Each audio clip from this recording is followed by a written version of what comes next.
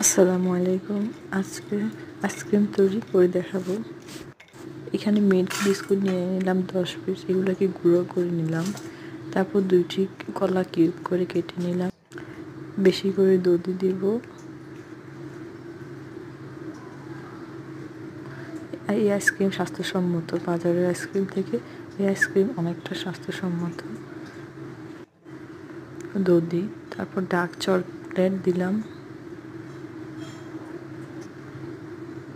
কিছু খেজুর দিলাম, কাজু বাদাম কুচি দিলাম, দুধ 1 গ্লাস।